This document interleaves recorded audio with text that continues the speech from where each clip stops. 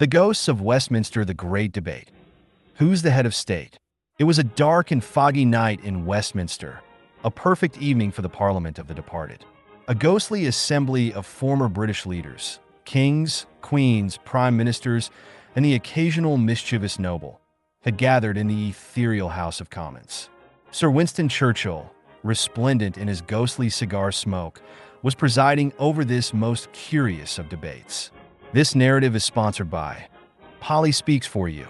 The creator of Polly Speaks For You has always been passionate about empowering individuals, especially those with disabilities or learning challenges, through text-to-speech and voice recognition technology.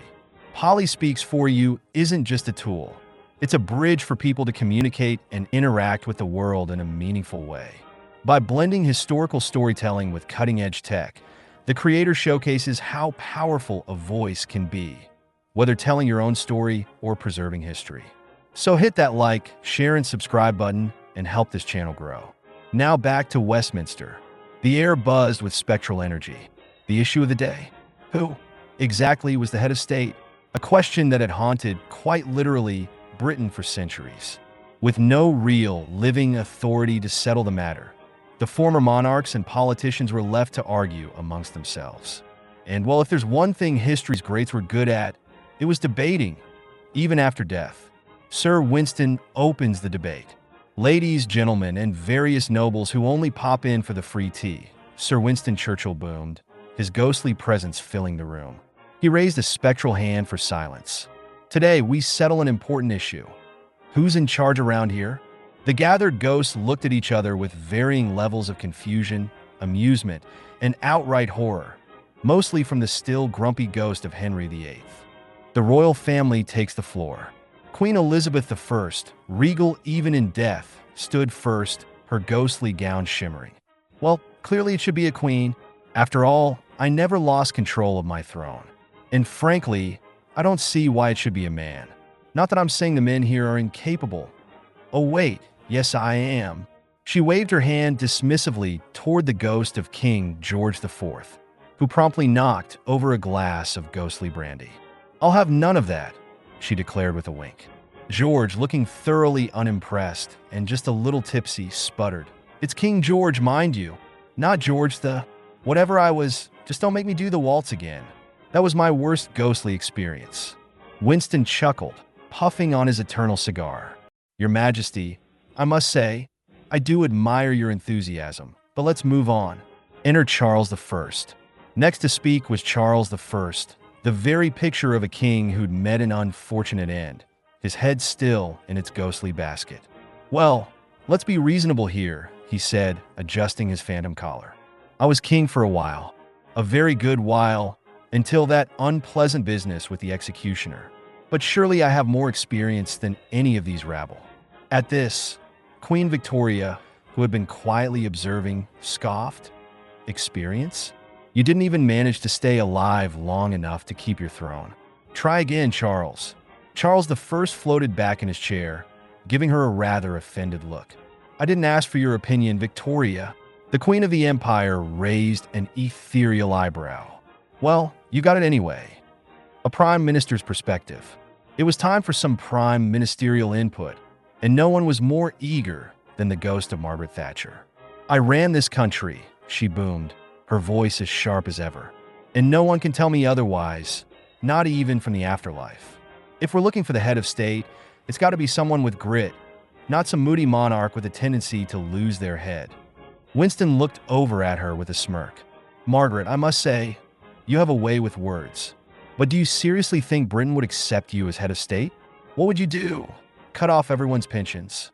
Thatcher, ever the stoic, shot back, absolutely. Except for mine, of course. The prankster's entry, King Henry VIII. And then, just as the debate was about to reach a fever pitch, the ghost of Henry VIII entered the scene. He stomped into the room, looking every bit the tyrant he had been, except for the fact that he was now less lively and more transparent. I've got an idea, Henry announced grandly. Why not make it a head of state system with a little flexibility? One king for each season. Spring for me, summer for Charles I, autumn for George IV, and winter. Let's give winter to poor Edward VI.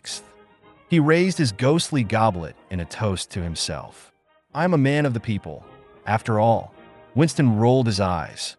"Henry, the people voted you out, remember?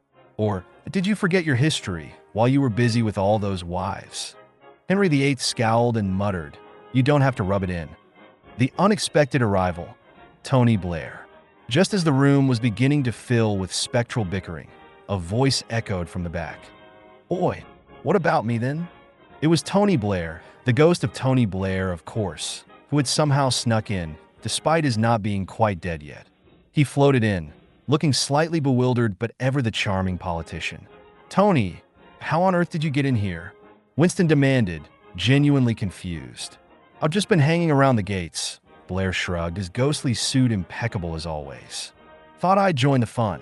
Now, about this whole head of state business. How about we just elect one? Make it democratic?"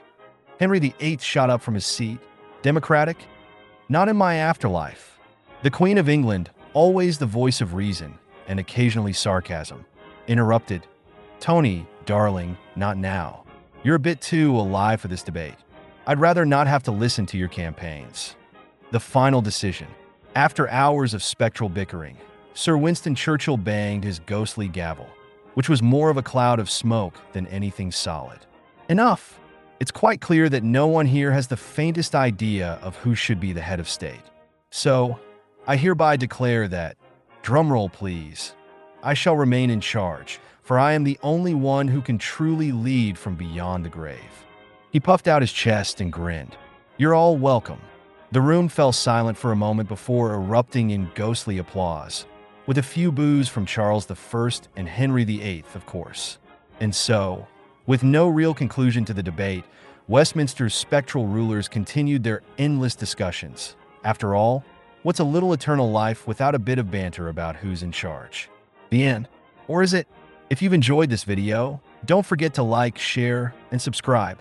To learn more about South Africa's leading accessibility software, visit www.polispeaks4u.co.za and support this meaningful dyslexic initiative. Thank you for watching.